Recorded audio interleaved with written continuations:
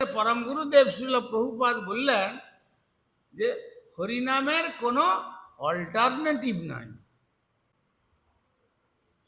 There is no alternative at all of transcendental divine name of Hari. ভগবান শ্রীহরি নামের কোনো alternative নাই। আমি এই কার্য করছিলাম সেই জন্য আমি তোমার নাম করতে পারি নাই, ও হবে না, সে কথা হবে না।